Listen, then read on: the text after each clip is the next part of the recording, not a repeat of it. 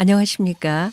장애인 생활신문 미디어생활 2026년 1월 첫째 주 주간 뉴스입니다.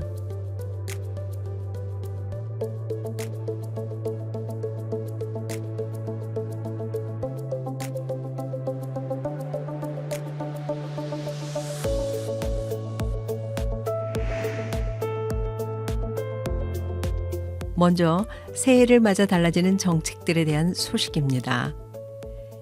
인천시가 2026년을 맞아 서민 체감형 생활정책을 대폭 확대합니다.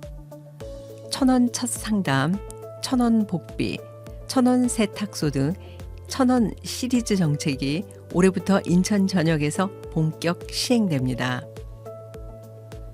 심리, 가정 문제로 도움이 필요한 시민은 1,000원만 부담하면 초기 전문 상담을 받을 수 있고 주택 중개보수는 최대 30만 원까지 지원됩니다. 근로자를 위한 작업복 세탁 지원도 새로 시작됩니다. 또한 75세 이상 노인을 대상으로 한 대중교통 무임승차 실버 패스가 오는 7월부터 도입됩니다. 행정체계 개편도 함께 추진됩니다. 중구와 동구는 통합돼 제물포구로 재편되고 서구는 서구와 검단구로 분리됩니다. 영종지역은 영종구로 독립합니다.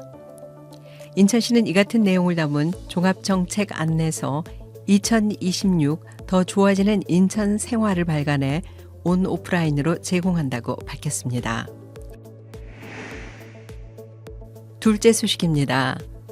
보건복지부가 2026년 3월 통합돌봄제도 시행을 앞두고 조직을 대폭 확대 개편합니다. 복지부는 지역사회 통합돌봄 정책을 전담할 통합돌봄지원관을 신설하고 산하에 통합돌봄 정책과와 통합돌봄 사업과를 둡니다.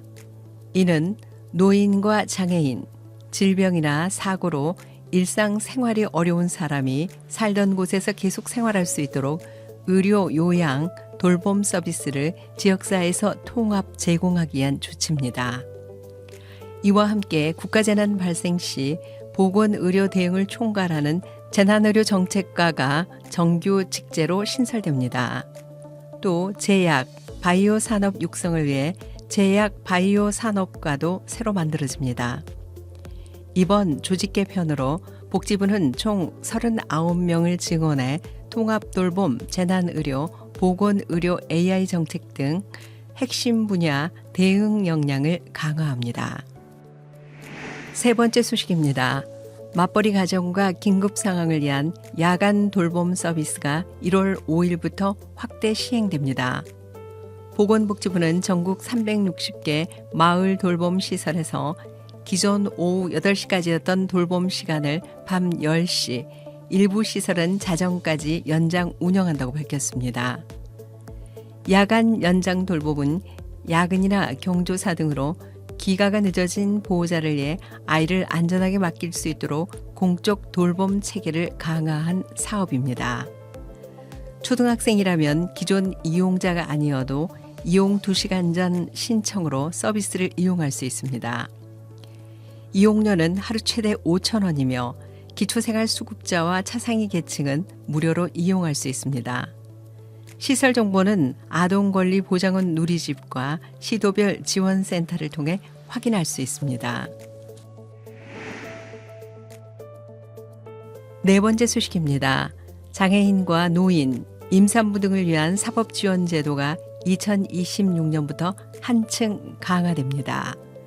대법원은 장애인, 노인, 임산부 등의 사법 접근 및 사법 지원에 관한 예규를 제정했습니다. 이번 예규는 그동안 지침 형태로 운영되던 내용을 일반 내부 규범으로 명문화한 것으로 국가기관 가운데 처음입니다. 시설과 정보 접근성 개선, 보조기기 비치, 사법 접근센터 운영, 협조자 수당 지급 등 구체적인 지원 내용이 포함됐습니다. 대법원은 이번 제도를 통해 누구나 차별 없이 재판받을 권리를 보장하는 사법 환경을 만들어가겠다고 밝혔습니다. 지금까지 2026년 1월 첫째 주 주간 뉴스였습니다. 장애인 생활신문 미디어 생활은 새해에도 현장